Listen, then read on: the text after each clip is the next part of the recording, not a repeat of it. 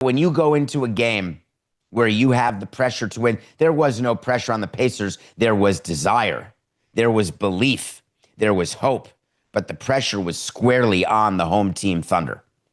And when you come out and you are only you're down by a point at the half, I can do it now. It's been 6 minutes. I'm doing it. They were down at the half of Game 7 at home against a Pacers team that had lost Tyrese Haliburton for the game in the middle of the first quarter. They had lost Haliburton so early that DraftKings voided all prop bets, including the one we made on the over 15.5. Tyrese Haliburton went down on a non-contact play wearing number 0 like we had seen earlier with Damian Lillard, Jason Tatum. Achilles done. The risk is there with the calf strain. We heard the doctor say it. Haliburton, a hero to many. I will play if I can walk. Those are the types of players you want on your team. You're the front office, and you have an opportunity to win a championship. You are not going to the finals. You are in the final game. You have a bit of history in that calf strain didn't get worse in Game 6. He played, looked fine, sort of. What's the worst that can happen? Well, the doctors told you the worst that can happen is a torn Achilles. When he went down and started hitting the floor, you don't need a trainer if you're the president of the Pacers or the owner of the Pacers or every one of his teammates. You don't need an MRI. You don't need to let the swelling go down and hope for the best. You don't need an anti-inflammatory, maybe a couple shots of Toradol, bing, bang, boom, he's fine. When he went down and hit the floor with that exasperated look, it proved a point that I learned over time. Players know their bodies. They know exactly when they're hurt. They may not want to admit it. They may lie about it. They may not go to the trainer.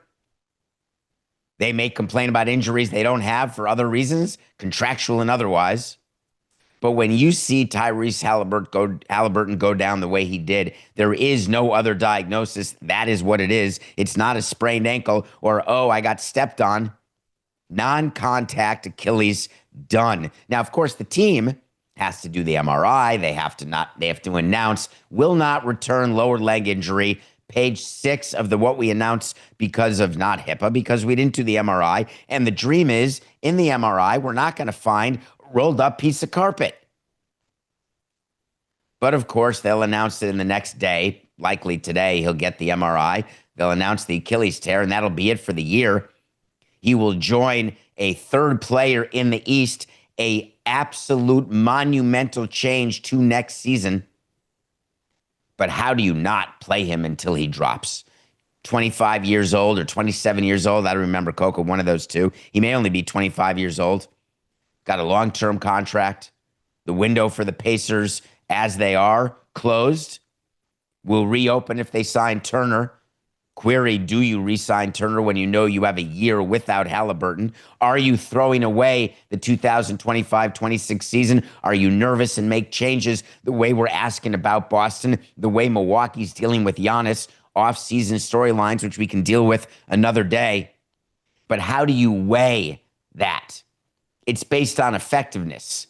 So let's talk about a pitcher who has an elbow ligament that is fraying or a bone chip that's about to get locked in and could lock in any pitch, could snap the ulnar collateral ligament at any pitch, or a type 2 grade 3 hamstring strain like Aaron Gordon playing Game 7 with the Nuggets when they eventually lost to the world champion Thunder in 7 games.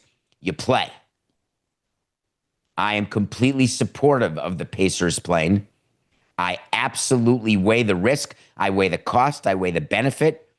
If you can get a ring and there's a chance that the player does not cost you a ring, you play the player. What do I mean?